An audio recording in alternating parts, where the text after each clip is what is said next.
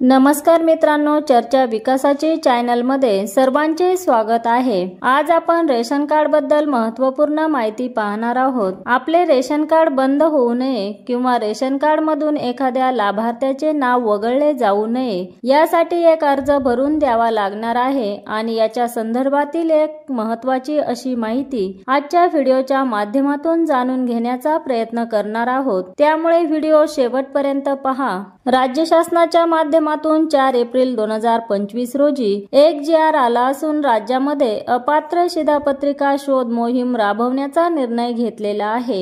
याच्या अंतर्गत जे लाभार्थी मयत आहेत किंवा जे लाभार्थी स्थलांतरित झालेले आहेत किंवा जे लाभार्थी दुबार आहेत अशा लाभार्थ्यांचा शोध घेऊन अशी रेशन कार्ड आता बंद केली जाणार आहेत आणि यासाठी राज्यामध्ये 1 एप्रिल 2025 ते 31 मे 2025 या कालावधीमध्ये अपात्र शिधापत्रिका शोध मोहीम राबवली जाणार आहे। याच्यामध्ये राज्यातील प्रत्येक शिधापत्रिका धारकांच्या शिधापत्रिकेची शासन निर्णयानुसार तपासणी केली जाणार आहे। शिधापत्रिका तपासणी करण्यासाठी आपल्या गावातील अधिकृत शिधावाटप दुकानदार यांच्या मार्फत ठरवून दिलेल्या वेळेमध्ये शिधापत्रिका तपासणी फॉर्म लाभार्थ्यांना भरून द्यावा लागणार आहे। फॉर्म भरून देताना शिधापत्रिका धारकाने खालीलपैकी कोणताही एक पुरावा रहिवासी म्हणून सादर करणे अनिवार्य आहे। आधार कार्ड, मतदान ओळखपत्र, जर भाड्याने राहत असेल तर भाडेपावती, निवासस्थानच्या मालकीबाबतचा पुरावा,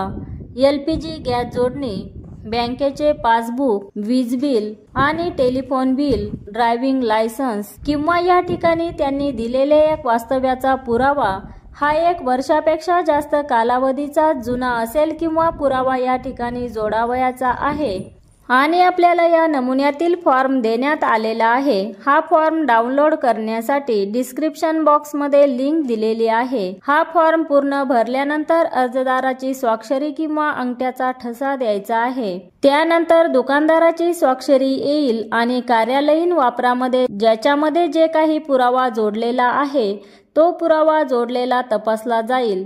अशा प्रकारचा हा फॉर्म आपल्याला आता 1 एप्रिल ते 31 मे 2025 या कालावधीमध्ये रास्तभाव दुकानदार यांच्याकडे कागदपत्रासह सादर करायचा आहे। याच्या अंतर्गत जे कागदपत्रे येणार नाहीत किंवा जे फॉर्म येणार आहेत किंवा याच्या अंतर्गत ज्या लाभार्थ्यांची नावे येणार आहेत ती नावे वगळली जातील किंवा ती रेशन कार्ड बंद केली जाणार आहे। हा जी.आर. आपल्याला पाहायचा असेल तर व्हिडिओच्या डिस्क्रिप्शन बॉक्स मध्ये लिंक दिलेली आहे। अशाच नवनवीन योजनांची माहिती मिळवण्यासाठी चर्चा विकासाची या चॅनलला सबस्क्राइब करा आणि व्हिडिओला शेअर व लाईक करायला विसरू नका। धन्यवाद।